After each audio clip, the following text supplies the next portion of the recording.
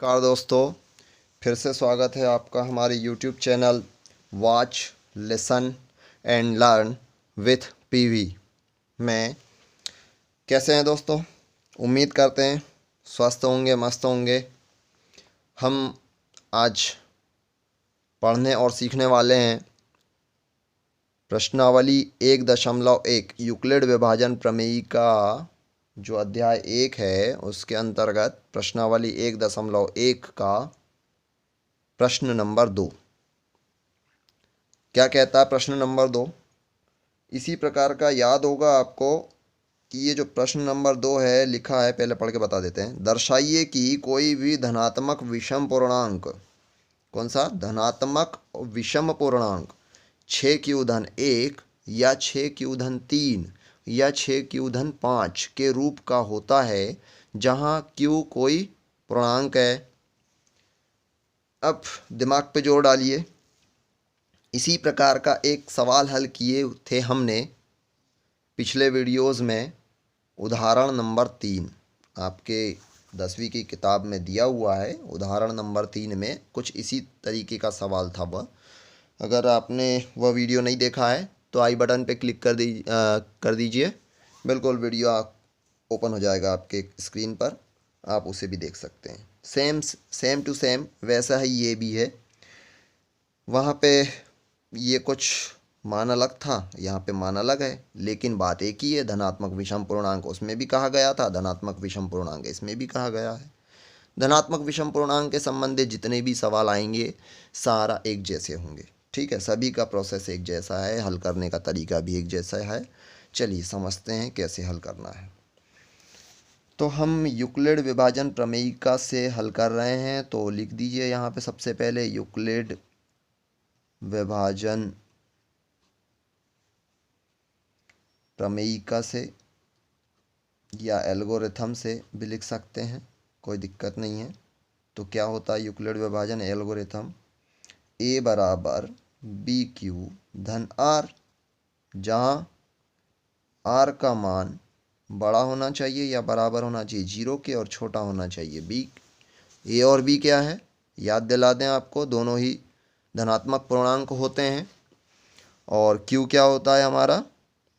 भागफल होता है, और r शेषफल, अर्थात जहाँ शेषफल जो है वो b के छोटा होना चाहिए शेषफल ने।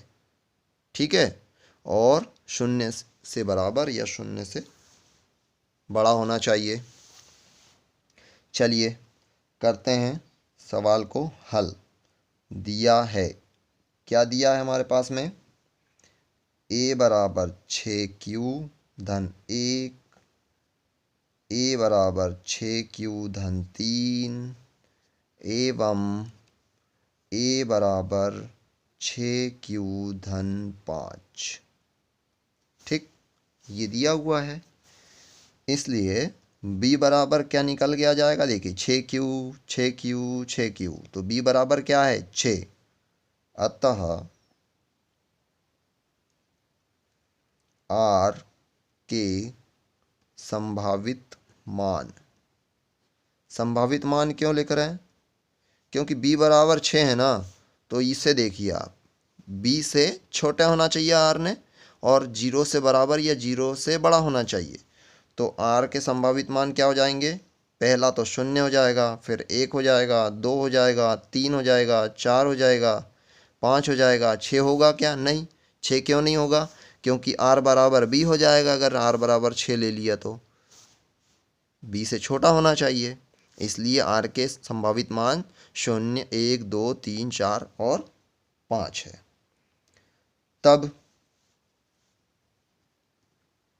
तब a बराबर बी क्यू धन आर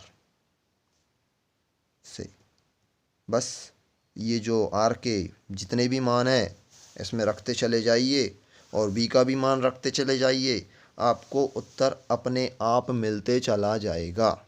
ठीक है, तो देखिए a बराबर b का मान 6, q धन 0, तो a बराबर क्या आ जाएगा? 6q, ये आ गया।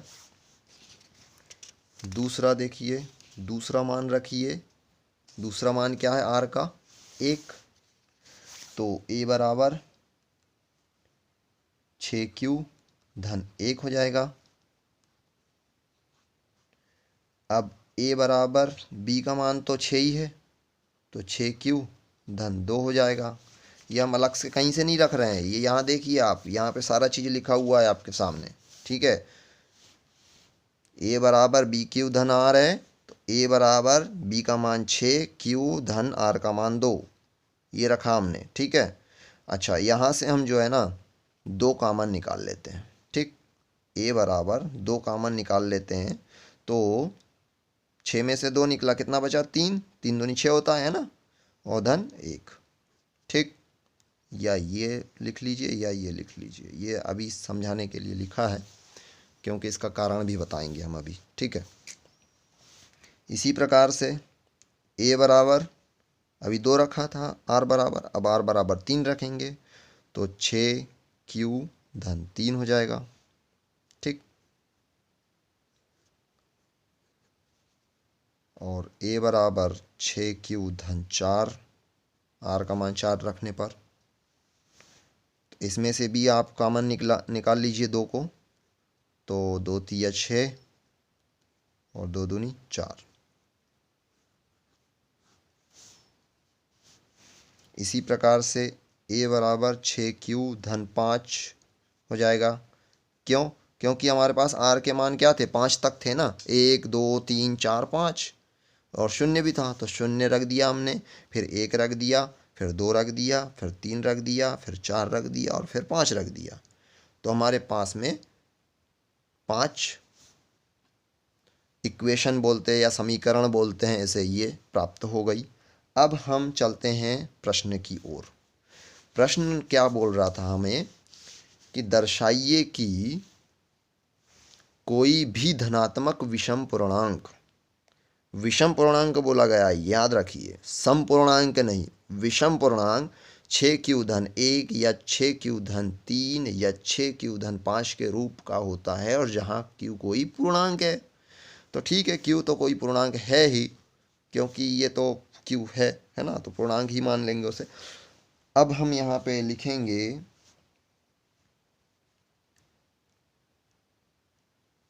चूंकि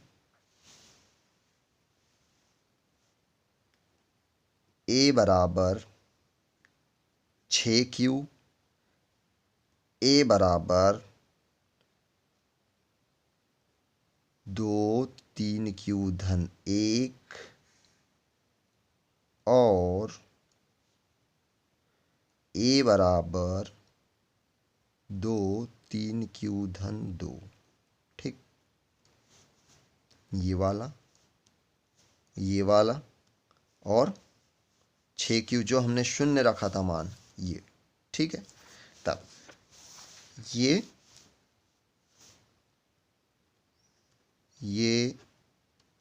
तीनों ही 2 से विभाजित हैं, अर्थात ये तीनों धनात्मक समपूर्णांक है। अतः क्या, 6q धन 1 ये वाला, ठीक, और ये वाला और ये वाला, 6q धन 1, 6q धन 3 और 6q धन 5 धनात्मक विषम पूर्णांक है, ठीक। आप ना ये नहीं भी लिखेंगे ना तो भी चलेगा इतना, लेकिन हमने इसलिए समझा के लिखा इसे कि आपको पता होना चाहिए कि एक ही सवाल में दो आंसर मिले हैं और दो सवाल छुपे हुए हैं। ठीक है। अगर आपको यहाँ पे धनात्मक विषम पूर्णांक की जगह धनात्मक सम पूर्णांक लिख दिया और ये 6Q1 6Q-1 6Q-3 और ये 6Q-5 की जगह अगर ये लिख दिया तो 6Q और ये इस टाइप से, या फिर 6Q-2 लिख सकते हैं इसको, और इसको 6Q-4 लिख सकते हैं। अगर ऐसा लिख दिया तो फिर क्या हो जाएगा, ये धनात्मक सम पूर्णांक हो जाएगा। इसीलिए हमने ऐसे लिख के बताया गया आपको। ठीक है। उम्मीद करते हैं आपको सवाल नंबर 2 जो प्रश्न क्रमांक 2 है वो समझ में आ गया होगा। तो बिल्कुल समझ में आ गया है तो इसे लाइक कर दीजिए इस वीडियो को, और दोस्तों में शेयर कर दीजिए ताकि वो भी समझ पाएँ और कैसे हल करते हैं। हमारी भाषा आपको उम्मीद है समझ में आई होगी, और चैनल को सब्सक्राइब कर दीजिए। बिल्कुल नया वीडियो जैसे ही हम अपलोड करेंगे प्रश्न संख्या 3, तो उसका नोटिफिकेशन तुरंत आपको मिल जाएगा और आप उसे भी देख पाएंगे, समझ पाएंगे। धन्यवाद।